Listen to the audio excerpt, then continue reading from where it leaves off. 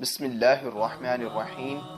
شروع کرتا ہوں اللہ کے نام سے جو بڑا مہربان اور نہایت رحم کرنے والا ہے۔ السلام علیکم ورحمۃ اللہ وبرکاتہ۔ امید کرتا ہوں میرے پیارے بھائیوں آپ سب خیریت سے ہوں گے۔ آج میں آپ کو تیمم کا طریقہ اور تیمم کے فرائض بتاؤں گا۔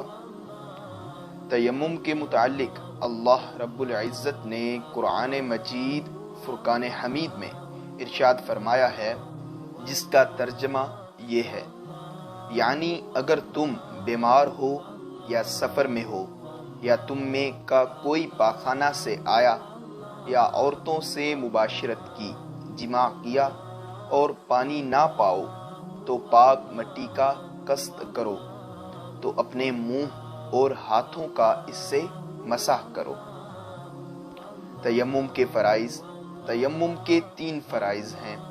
نمبر 1، نیت کرنا۔ نیت کیا ہے؟ اللہ میں پاک ہونے کے لیے تیمم کر رہا ہوں۔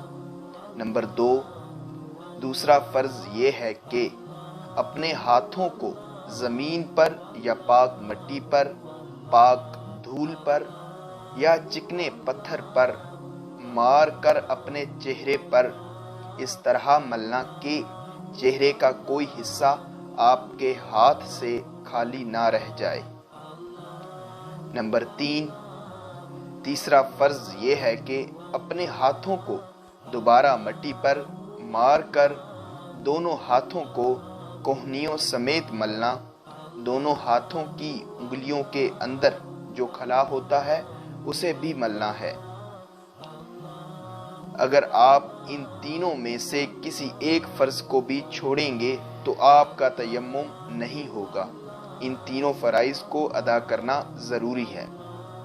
دوستو، اگر آپ کو ویڈیو اچھی لگی ہو تو چینل کو سبسکرائب کر لیں اور بیل آئیکن کو پریس کر لیں اور مجھے اجازت دیں اور مجھے دعاؤں میں یاد رکھیے گا۔